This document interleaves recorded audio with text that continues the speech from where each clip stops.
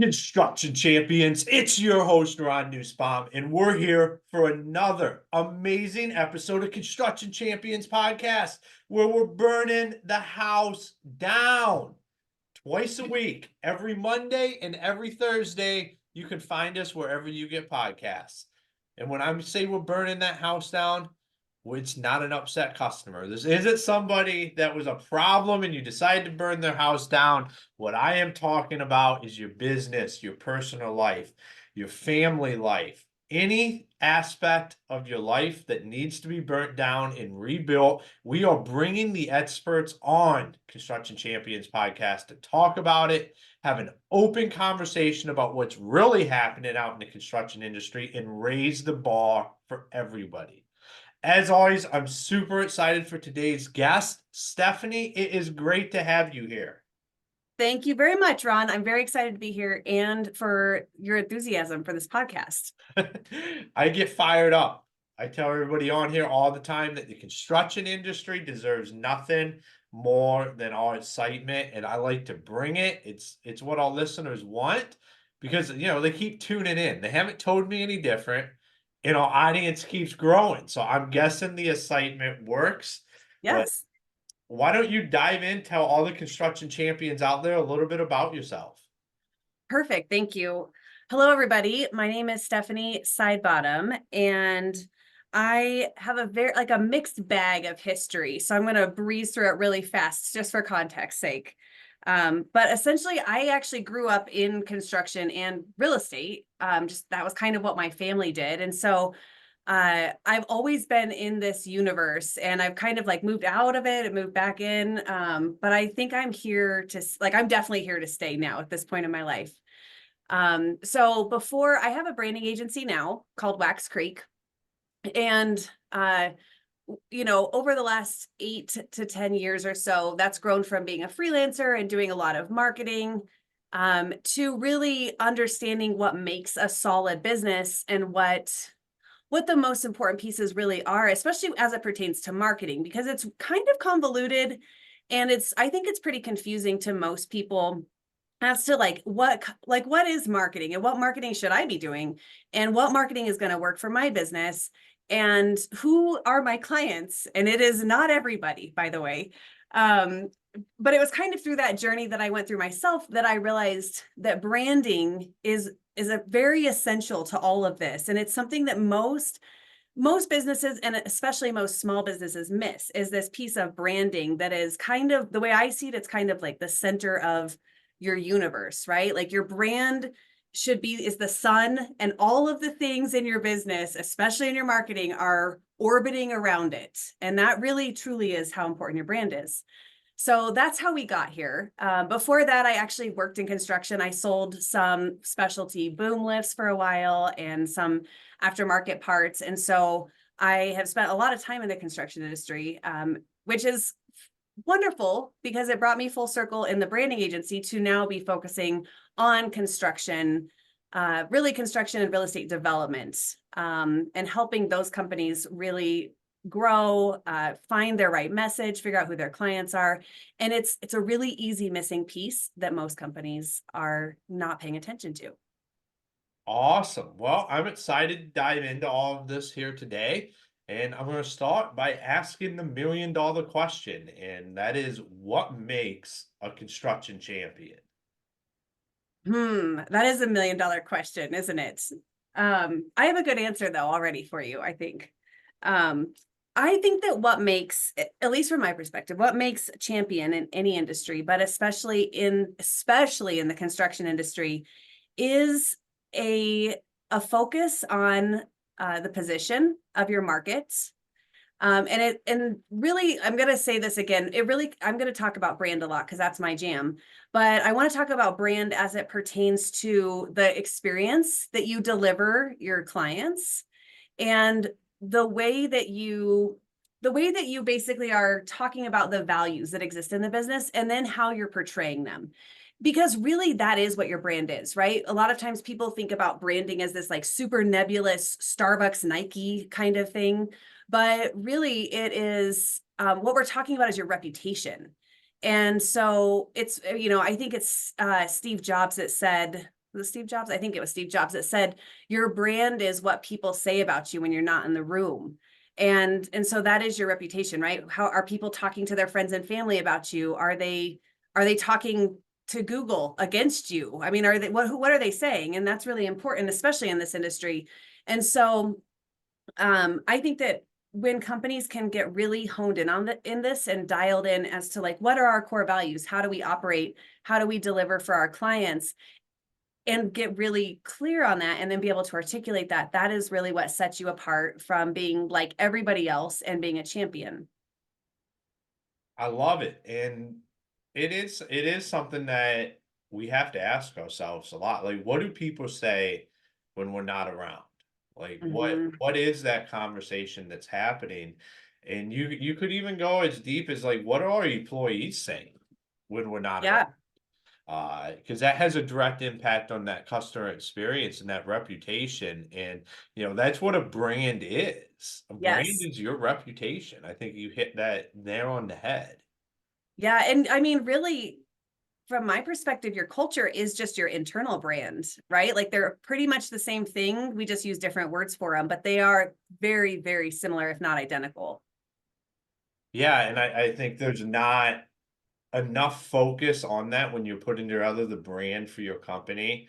I don't know how much that you focus on when you're helping companies put together these brands, but you have to also think about like what does that impact have on you? Is this something that our employees are going to be proud to be behind? Hmm. Yeah, it's I think it's a pretty incredible tool. And at some point in this conversation, I'll try to kind of sprinkle in some really easy, accessible ways to start considering this and having these conversations. Cause I think that, branding can be as small or as large of a project as you really want it to be. You can go through a full rebrand and have a professional firm take you through this process, for 6 to 12 months, or you can just start taking baby steps on it internally, and it can just be a focus of leadership or ownership in a company to start improving things just step by step, because it's actually really overlooked, but it's not hard. I've been down a couple rebrands Mhm. myself personally, and it might not be hard, but it can be hard. I think bringing in professionals is kind of overlooked when it comes to that, because we we can think we have an understanding of our customers and our met like who we are as a company, and we can understand that, but it's one thing to understand that and then be able to convey it. And Mhm. I think that's where, especially in the construction industry, we get lost, like in conveying that message. I've seen it happen. I've personally done it. And bringing in somebody from the outside to me makes about the most sense because we're really good at what we do, which is we tend to just be fixers and just get shit done and get in there. And when it comes Mhm. to a branding perspective, a lot of times that doesn't work because Yeah. it's not something that somebody just needs to get in there. It's not it's something you just need to fix. It's something that there has to be an understanding around how is this going to land with your customers. Right. Well, and I think that the biggest problem in this entire space, and this is across all industries, this is all people everywhere. Doesn't matter size of company, doesn't matter, like you could be a solopreneur, you could be running a $500 million company. Part of the problem is the refusal or the fear of starting to limit who you're talking about, right? A lot of people say like, I'll work with anybody who will pay me. And that's not a good strategy, frankly. When you can be more specific about who you work with, and who you're working for, and who your best clients are, and who your best outcomes are with, people can self-identify in those situations. And I think that we just kind of live sometimes in a scarcity place in business, because there's highs and lows and ups and downs, and you get 10 contracts at once and then nothing for 3 months, and it's really hard to manage that. But when you can articulate, that that if you are let's just say that you are a fence company, because it's real applicable right now. There's lots of people that have fence problems with the windstorm we had a couple weeks ago here in Colorado. And so if you are coming out and saying like, we do fences for $1 million homes, that's all we do. That's our bread and butter, that we're experts in that. We've been doing it for 20 years, whatever it is.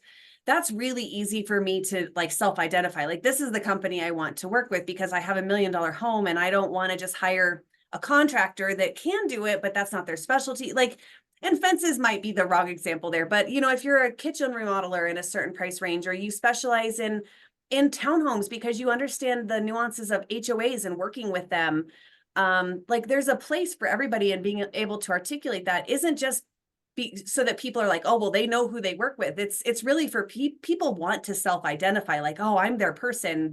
They work with people just like me, and that feels really good. And so that is where it gets a little bit tricky, is most people don't want to pick that one kind of niche to land in and to stay in. And everybody thinks that, if you niche into that space, that other people will feel excluded, or you won't be able to work with some other clients, but that's not true. It actually works the opposite way. The harder you niche, the more people want to work with you. It's very strange. Well, yeah, and we're always trying to get in front of our ideal customer. Like, we know who we want to work with. Why don't we just say that? Mm-hmm. Well, think about it.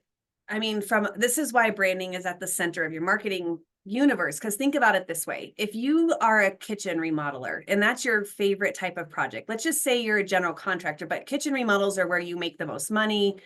It's the projects that you like the most. You have the best outcomes. You just can really over deliver in that space. Let's just say, as a company, kitchen remodels are pretty pricey. Maybe you only need 20 a year to really do well, right?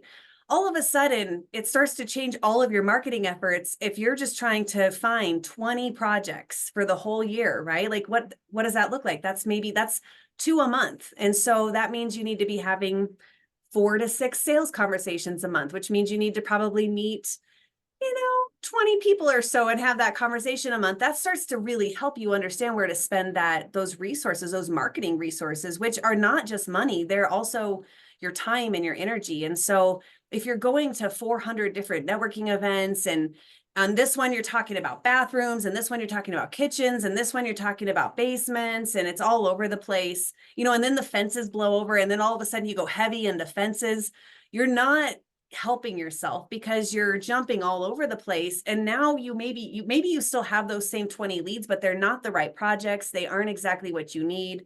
You start to deviate out of that process that is really great for companies to get into, where it's super streamlined and everybody understands what's going on.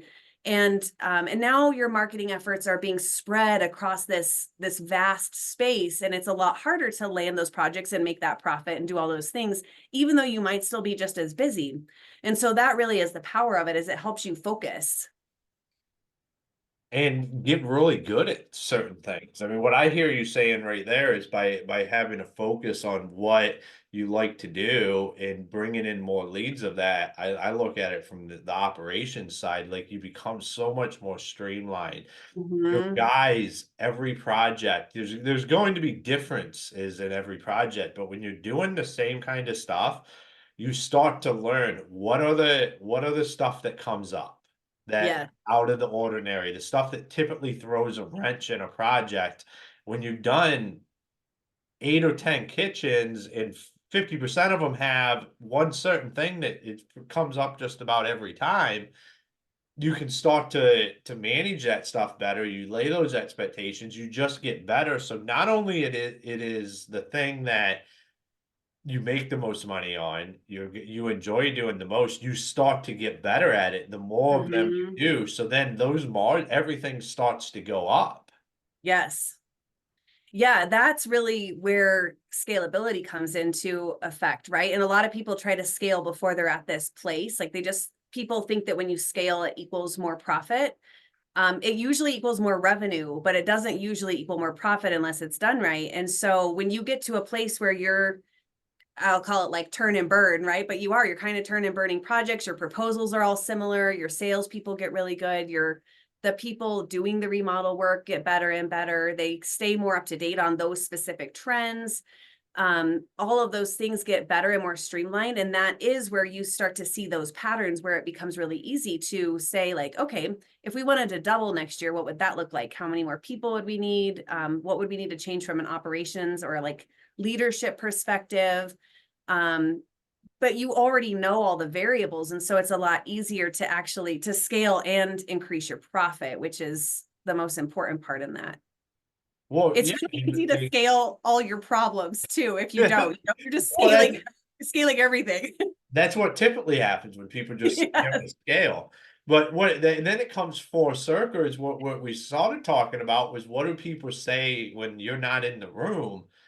And if, say, you're the kitchen guy and that's what you focus on, instead of customers going, well, I don't know if they do that kind of work. This is what they did for me or whatever. They're going to say, if you want your kitchen done, this is who you need to talk to. This is the company. They do kitchens. Like Mhm. by having that full brain coming full circles, then that's what people start to talk about is what you do and you do really good. I loved your reference earlier about if you're at 400 events and every one of them you're marketing something else that you do, you're not really getting any traction anywhere. It's like you're just planting a bunch of seeds instead of Yeah. planting a seed and trying to harvest the plants from it. Yeah.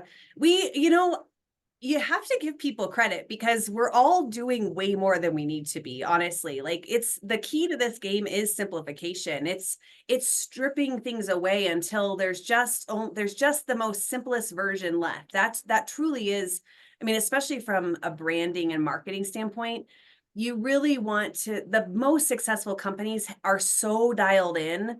They know exactly what they're spending. They know exactly where they're spending it. They know the return it's giving them. It's just this really calculated approach. And that does apply for small businesses also. And God bless us all. We are like, I'm going to do way more than is humanly possible. And I'm going to do some social media on the side. And I'm going to run these ads. And I'm going to do this website banner and go to a gazillion networking things and just keep meeting new people instead of like pulling it in, figuring out what is really working. I mean, from a networking standpoint, you really only need 10 to 20 great people kind of in your referral network that know exactly what you do and you're their go-to person. And so it's easier and way more fun to spend time nurturing those relationships and becoming true partners in that versus just trying to break records of how many people you can meet in a given month, you know? Yeah, yeah, a lot of times it's better to go deeper than wider when it comes to Yes. that kind of stuff. So, but you had mentioned earlier about sprinkling in some tidbits, and it always excites me when somebody's willing to give up some knowledge, sprinkle in some of that stuff for our listeners out there. And I would love if you're willing to dive into that stuff. Yeah, sure. The first way that I would talk about kind of starting to be aware of what your brand is and how, what is the current state of it and how it can be improved is going to be to talk to your current and past clients a little bit. And also talk to your employees because they have a ton of insight on this as well. They're the ones that are actually talking to clients, day to day and hearing the feedback and hearing things. And this doesn't need to be this like overdone process. This can be just as simple as you're closing out a project, or even with some past projects, just reaching back out, even just on the phone, right? Just calling people and seeing how things are going and asking if you can just ask a few questions. But what you're trying to get to in this exercise is what really does make you different. Why are people working with you? And it shouldn't be because of price, right? If you're competing on price, you are going to always be competing on price, and that takes away value. That's just like a lot of times the cheapest bid wins, and who wants to work in that? Also, those clients are not always the best match, right? And so you're trying to figure out how you're competing, what clients are thinking about you, why they picked you, and also like what could you be doing different? It's the most simple yet overlooked thing I see is that people don't really understand what makes them special and why their clients choose them.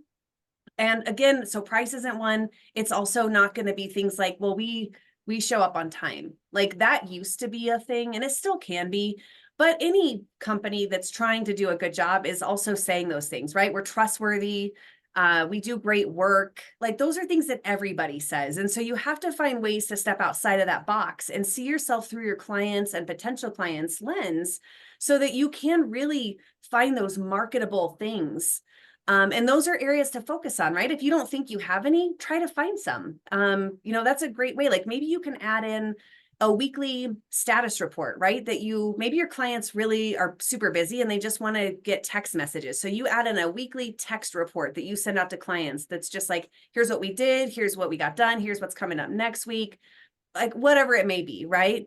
Maybe you decide, maybe you're high end, right? And so maybe you show up on day one with like some real fancy chocolates or something, I mean, I don't know. There's a bunch of different things you can do, but really identifying those areas where you can stand out, and you want to pull from your existing values, right? So if it is high end or like excellence is a true value, think of ways to build upon that, right? How can we show it by more than just saying we do excellent work? How can you really showcase those things?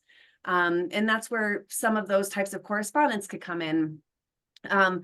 Like for example, at Wax Creek in the branding agency, we identified a long time ago that we were a magician brand, right? And so our whole essence is about transformation and magic and making people feel that when they work with us.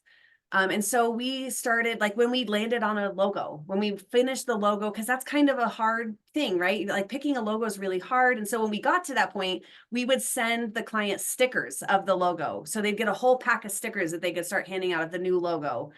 We definitely sent a lot of food and like edible arrangements and things like that because they feel special and they feel really neat to be on the receiving end of. So it's not this major overdone thing. It's just these little touch points that are in alignment with who you are and what you do and why it matters that can go a really long way with clients and help to solidify them as future clients and also referrals. Awesome. I love it. And I've always been a firm believer in just the little things like what you're talking about can go a huge way with Mm-hmm. customers. Because it just shows that you thought about them. You thought about it beforehand or afterwards, that it just wasn't a transaction. Even though at the end of the day, we're all business, we're all here to do this for a reason, but just showing that customer that little something special, that's what's special about you, can make the biggest difference in what they Mm-hmm. say when you're not in that room as well. Yes. Those are the things they talk about. Like they did great work, but you know what? They also sent me a box of donuts one day, and that was just the neatest thing. And like it is those things that it's funny to realize that the clients aren't actually like talking in detail about the project. Usually they might show some pictures, but they're actually talking about those experience things way more than the day-to-day stuff. Yeah, one of my big things was always used to be leave the driveway like spick and span. Like I don't care what it looked like when we got there. Mm-hmm. We're going to hose and sweep it down and make it look 100% before we leave. And homeowners would notice that stuff. A Yes. lot of times they would come out and be like, "You don't need to do this because it was bad before. Like you didn't do this." And I'm like, well, hey, our truck's been sitting here all day. What I want to do is I want to leave this to where it's 100% no questions better than when we got here. And Yeah. that would leave a lasting imprint. That would make its way into a lot of the reviews. It's Yeah. like they cleaned my driveway when there was no reason for them to clean the driveway. But it was just something that we like it was just ingrained. It's just one of the things we did. Yeah. Yeah, those are the things. Those are, and they're simple, right? They're so, so simple. And that's to tie that back together. I'm not sure if I did. That's where talking to your employees and clients and past clients about some of those things can be so important, right? Like you might be missing little things. Like what would have made, I know we did great. Thank you for saying that. But what could have made it better? Like if you just had an open wish list, what could have made this experience better? And asking your employees the same thing, right? Like, how could we have done better here? Is there any, come up with 10 creative ideas of things we could have done that were different or better or surprising. You'll be amazed. I mean, tap into those resources because they're already there instead of like trying to figure it out all by yourself in a vacuum, right? Like, talk to people and have those conversations, because that also in itself shows that you care. I mean, right there is also an experience piece, right? If you're asking the Mhm. questions. Awesome. I love it. I think that's a great way to end the show. And yeah, that's all. I think anytime you're going to get input, we can be in our own heads. We should talk to the people around us and Yes. get what like their feedback is. So for all the champions out there listening, if they wanted to follow you, learn more about what you do, where's the best places for them to do that? The first place is you can always check out our website, which is waxcreek.com, just like it sounds. Or really, where I'm at and where I like to hang out is on LinkedIn. So it's just linkedin.com/ Stephanie Sidebottom, just like it sounds also. Awesome. Well, thank you for being on the show today. Thank you so much, Ron. It was so fun to talk to you about branding and construction. It's always great when you have an expert come on and they talk about what they're an expert in. It makes the conversation so much easy for myself, for sure. Good. Well, I'm glad that I helped, and thanks for having me. Awesome. All right, construction champions, another episode in the books where we covered all kinds of stuff around branding. I have done overcomplicated branding. I have done simple branding, and I'm going to tell you, Stephanie is on the money when she talks about that simplicity is what's going to win at the end of the day. But don't take my word for it. Go talk to the people that are involved, your customers, your employees, the people that have a pulse on your business and what's going on. Here, I've been through this exercise before. And here's what's amazing about it is you go into it thinking you're going to learn about what you can do better, what could possibly be changed. What you end up learning is the heart of your company and what's going on in it, and that can be a good thing and it can be a bad thing. You have to be prepared for both, because what it's going to do is it's going to show the truth of how you are perceived as the leader of the company.